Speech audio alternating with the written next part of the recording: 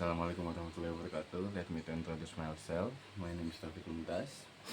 I'm from Technical Engineering.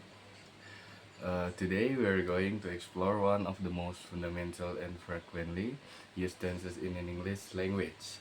That's simple present tense. Mastering this tense is essential because it forms the foundation for understanding all other tenses you will encounter as you progress in English. Okay. The first, before we dive in, let's take a look at what we want to achieve by the end of this session. We have 5 goals. The first, for understand what simple present tense actually is. Second, to master its formula and sentence structure. The third, to distinguish between positive, negative, and question forms.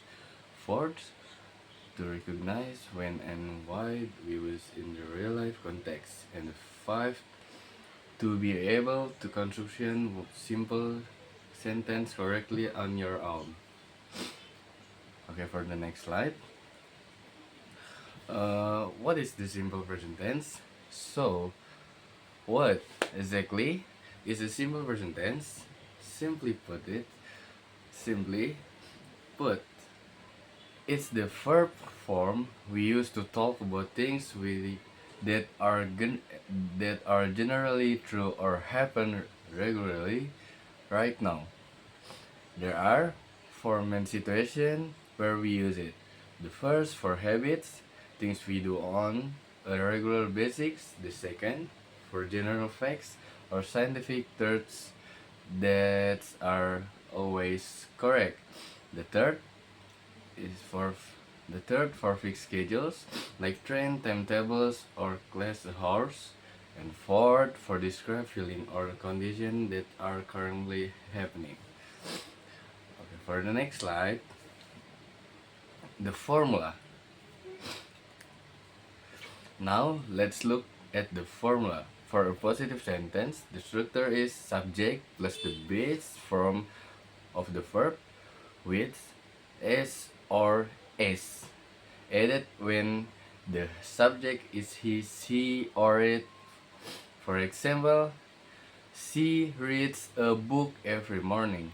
For a negative sentence, we insert do or does, followed by not, and the verb goes back to its base form. For example, she does not read a book. For a question, we simply move do or does to the front. For example, does she read a book? On crucial point to remember, after does, the verb always returns to its base form, never adds again. Never add is again. Okay, for the next slide, the S or S rule. This is the part many students find confusing. So let's break it down clearly. The S or S rule only applies when the subject is he, she, or it, what we call the third person singular. For the regular verbs, simply add S if verb ends in S or double S, H, C, H, X, or O, add S instead. For example, watch becomes be watch, go becomes goes.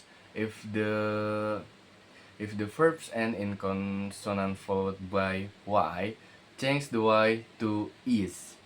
Study becomes studies. Fly becomes flies. If it ends in a vowel followed by Y, just add S. Place stays as place.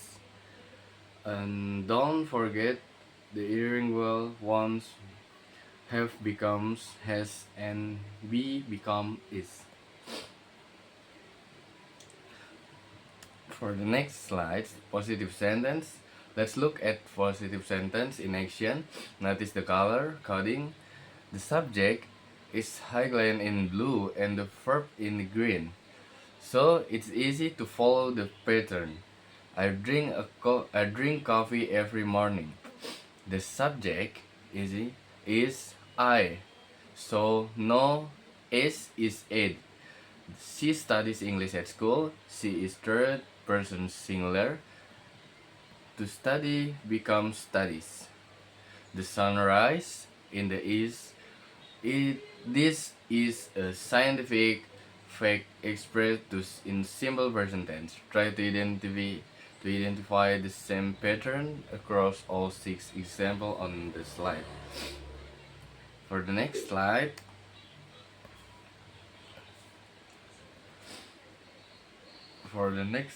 negative and interrogative.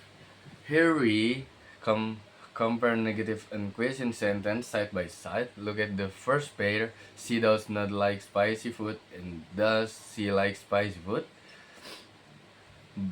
But but use does because the subject is she. The second pair, I do not watch horror movies.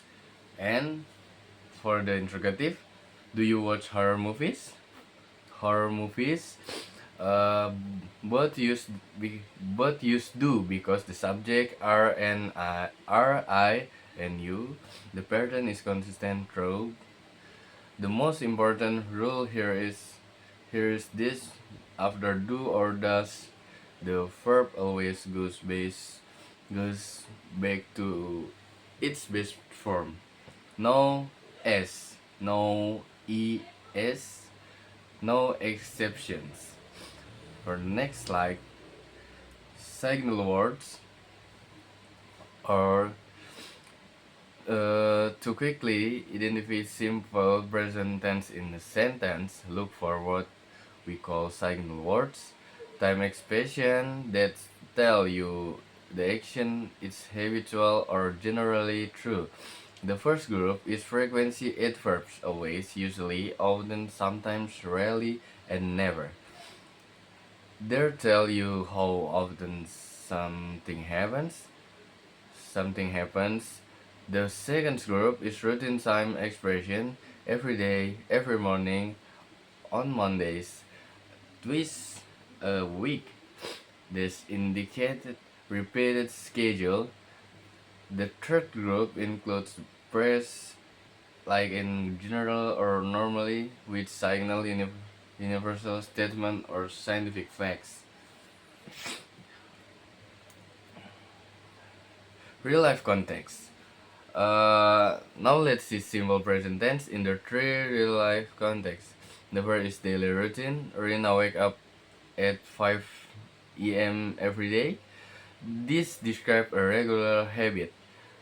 The second is scientific facts. Water boils at 100 degrees Celsius. This is always true, it's never changed. The third is a fixed schedule. The train departs at 7 7 by 7:30 every morning. This is a timeable at a preset plan. There are the three most common situations where you'll encounter any simple present tense in English every day. Okay, and that brings us to end today's session of simple present tense. Let's quickly recap the four takeaways. One use one use for habit, facts, schedule, and current states. Two, adds as or s when subject is he, she, or it. 3. Use do or does for negative and question forms. And 4. After do or does, the verb always return to its base form. No exception. Keep grading the rules and you'll find yourself using present tense naturally and confidently. Thank you.